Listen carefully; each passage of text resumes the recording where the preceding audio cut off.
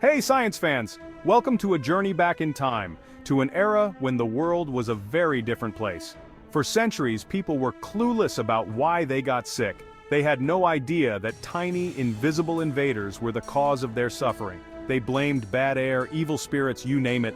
People believed that diseases were caused by miasmas or bad air, and even thought that illnesses were punishments from the gods or the result of witchcraft. It wasn't until the 19th century that we finally cracked the code: germs. This was a revolutionary discovery that changed everything we knew about medicine and health. This breakthrough is what we call the germ theory of disease. It was a monumental shift in understanding, revealing that tiny microorganisms were the real culprits behind many diseases. Two scientific rock stars, Louis Pasteur and Robert Koch, led the charge in proving that tiny living things, too small to see with the naked eye, were the real culprits behind many diseases. Their groundbreaking work laid the foundation for modern microbiology and immunology.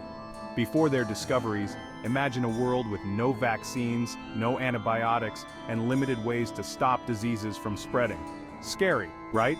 People had to rely on rudimentary and often ineffective methods to combat illnesses, leading to widespread fear and high mortality rates. So, let's dive in and explore this groundbreaking theory that changed the course of medicine and our understanding of health.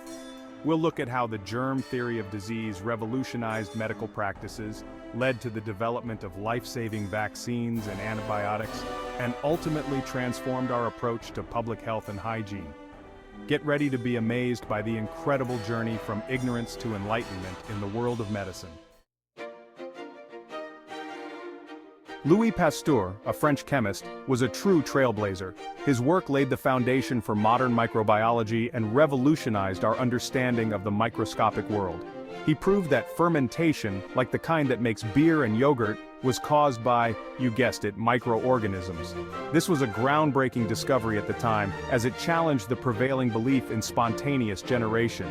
This discovery led him to experiment with ways to kill these microbes, like heating liquids to a specific temperature, a process we now call pasteurization. Pasteurization has since become a standard practice in the food and beverage industry, ensuring the safety and longevity of products like milk, wine, and beer. Meanwhile, in Germany, Robert Koch, a brilliant physician, took up the challenge. Koch's meticulous approach and innovative techniques pushed the boundaries of what was possible in microbiology. He developed techniques to isolate and grow bacteria in the lab, making it possible to study them in detail. This was a monumental step forward, as it allowed scientists to observe the behavior and characteristics of bacteria in a controlled environment. Imagine trying to find a tiny needle in a massive haystack. That's what it was like trying to study bacteria before Koch came along. His methods made it significantly easier to identify and analyze specific bacteria. That's what it was like trying to study bacteria before Koch came along. His methods made it significantly easier to identify and analyze specific bacteria. Koch's work was instrumental in transforming bacteriology from a speculative science into a precise and systematic field of study. His work was crucial in linking specific microorganisms to specific diseases, such as anthrax and tuberculosis.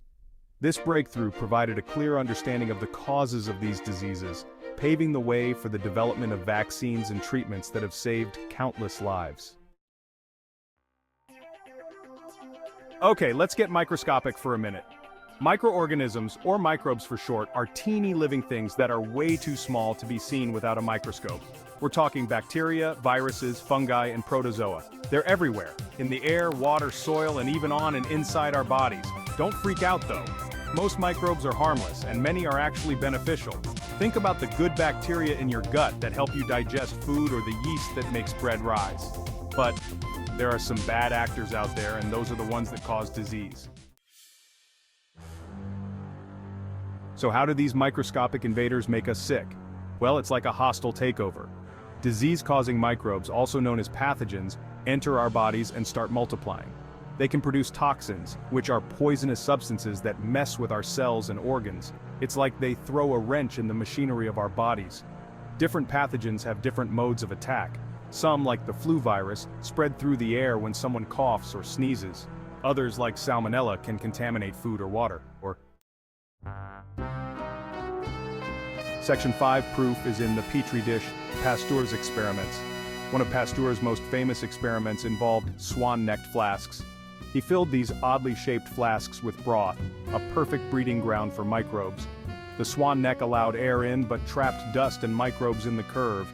The broth in these flasks stayed clear, proving that it wasn't just air that caused spoilage but something carried in the air.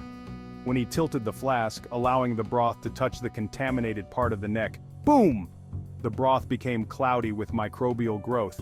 This was a major breakthrough, showing that contamination came from microbes, not spontaneous generation.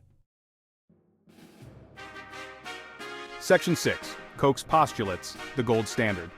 This section delves into the groundbreaking work of Robert Koch, a pioneer in microbiology. Robert Koch took the germ theory a step further with his famous postulates, a set of rules to prove that a specific microbe causes a specific disease. These postulates became the cornerstone of modern microbiology and infectious disease research. Think of it like a detective gathering evidence at a crime scene. Just as a detective must gather clues to identify a suspect, scientists use Koch's postulates to identify the microbial culprit behind a disease. First, the suspect, or microbe, must be found at the scene of the crime, in every case of the disease. This means that the microbe should be present in all individuals suffering from the disease, but not in healthy individuals. Second, the suspect must be isolated and grown in the lab, in pure culture. This step is crucial because it allows scientists to study the microbe in detail and understand its characteristics. Third, a healthy individual exposed to the suspect must develop the same disease. This step involves introducing the isolated microbe into a healthy host to see if it causes the disease, thereby proving its pathogenicity. And finally, the suspect must be re-isolated from the newly sick individual, proving it's the same culprit. This final step confirms that the microbe is indeed responsible for the disease, completing the cycle of proof. These postulates provided a framework for identifying the causes of infectious diseases, paving the way for targeted treatments and prevention strategies.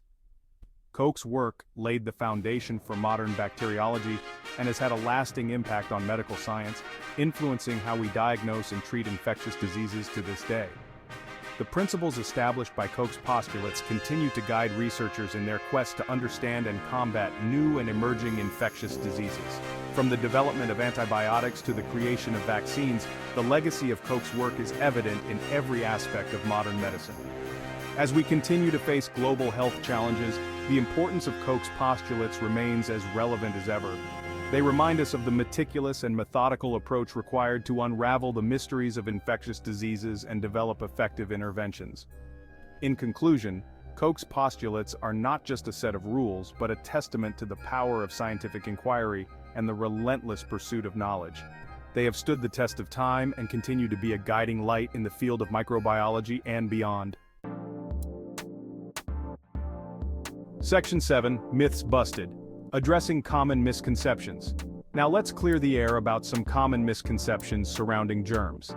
Some folks believe that getting a cold is caused by cold weather. Nope, colds are caused by viruses, not the temperature outside.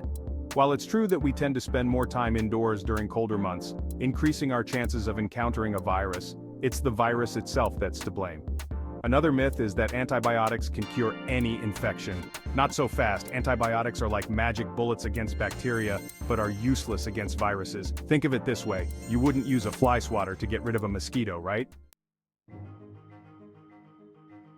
Section 8, From Theory to Practice, the Impact of Germ Theory. The germ theory of disease wasn't just a scientific breakthrough, it was a game changer for medicine and public health.